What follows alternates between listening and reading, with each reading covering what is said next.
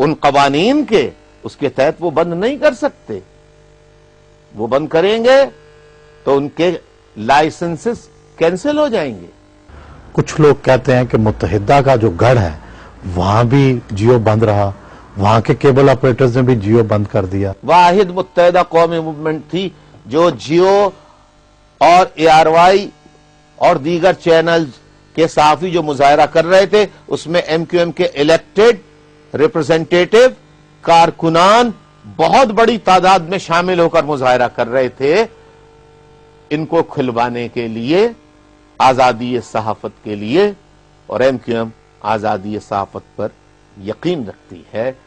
ایسا عمل میں ہر حکومت کو مشورہ دوں گا جب تک انقلاب ملک میں نہیں آ جاتا کہ خدا را میڈیا پر قدغن لگانا بند کر دیں.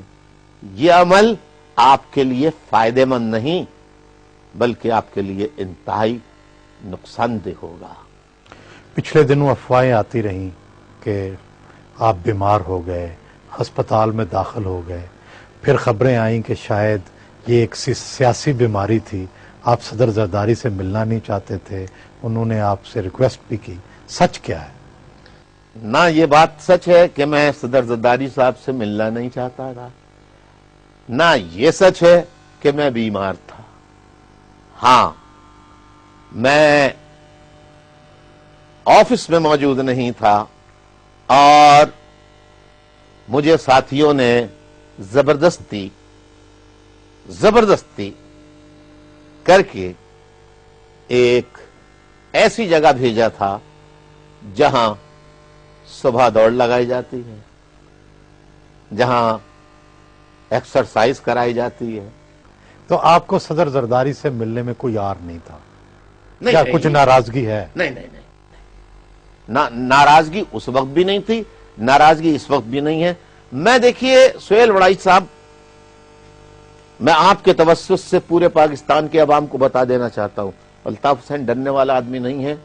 میں نے زرداری صاحب کو میسج دیا جب ڈیوڈ کیمرون برطانوی وزیر اعظم کا انڈیا میں جا کر پاکستان کے خلاف بیان آیا. میں نے منع کیا کہ آپ برطانیہ کا احتجاجاً دورہ منسوخ کر دیں. تو میں تو ڈائریکٹ بات کرنے والا آدمی ہوں. اب اگر انہوں نے دورہ کر لیا تو میں کیا کر سکتا ہوں؟ میں نے اپنا کام کر دیا اور یہ بات ریکارڈ پر موجود ہے. کراچی پاکستان کا سب سے بڑا کاسموپولیٹن شہر ہے، وہاں آئے روز ٹارگٹ کلنگ ہوتی ہے. متحدہ قومی موومنٹ وہاں کی سب سے بڑی سٹیک ہولڈر ہے، کچھ نہ کچھ ذمہ داری بھی تو اس پر عائد ہوتی ہے. ہم اپنی ذمہ داری سے غافل نہیں ہیں، لیکن بدقسمتی سے کبھی ایم کیو ایم کے پاس صوبہ سندھ تک میں جو سندھ کی حکومت کا اصل اختیار ہوتا ہے کہ چیف منسٹر چیف ایگزیکٹو ہوتا ہے. چیف ایگزیکٹو ہوتا ہے، وہ سربراہ ہوتا ہے. ہماری کبھی سندھ میں ایسی اکثریت نہیں آئی. اگر کبھی ایسا ہوا تو آپ سمجھتے ہیں وہاں سے بالکل یہ معاملات ٹھیک ہو جائیں؟ وہاں سے معاملات اس لیے ختم ہوں گے، ڈرگ مافیا کا ہم خاتمہ کریں گے، لینڈ مافیا کا ہم خاتمہ کریں گے، ہم چوری چکاری کا خاتمہ کریں گے، ہم اسٹریٹ کرائم کا خاتمہ کریں گے اور ہر اس برائی کا خاتمہ کریں گے جو ٹارگٹ کلنگ کا سبب بنتے رہے ہیں. آپ جن بڑی بڑی تبدیلیوں کی بات کر رہے ہیں وہ فوج کے بغیر ممکن نہیں، اور فوج کے سربراہ اس وقت جنرل اشفاق پرویز کیانی ہیں. کیا آپ کا ان سے کوئی رابطہ ہے؟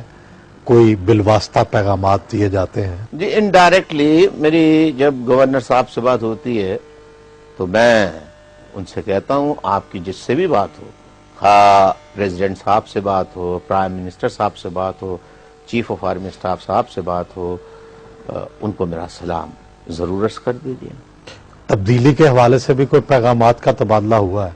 صرف ایک دفعہ نہیں، تبدیلی کے حوالے سے نہیں ہوا.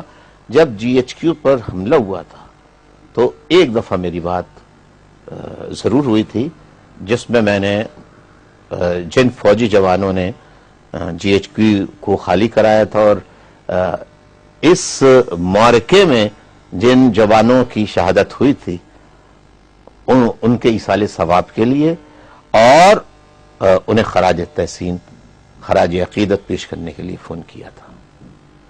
سیاست سے ذرا میں مطلب جو کرتا ہوں وہ کھل کے کرتا ہوں، بیان دیتا ہوں تو دن کے اجالے میں دیتا ہوں، دن کی روشنی میں دیتا ہوں۔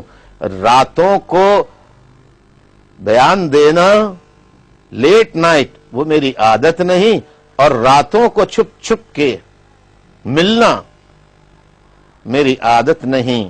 میں تو یہ کہوں، اگر آپ اجازت دیں تو، جب آپ نے سوال ہی ایسا پوچھ لیا ہے،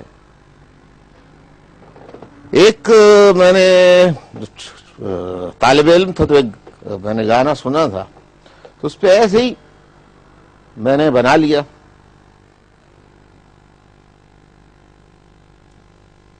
اجازت ہے؟ جی جی ارشاد۔ چپ کے رات کو چھپ چھپ کے آنا یاد ہے، وہ تیرا برقعے میں آنا مجھ کو اب بھی یاد ہے۔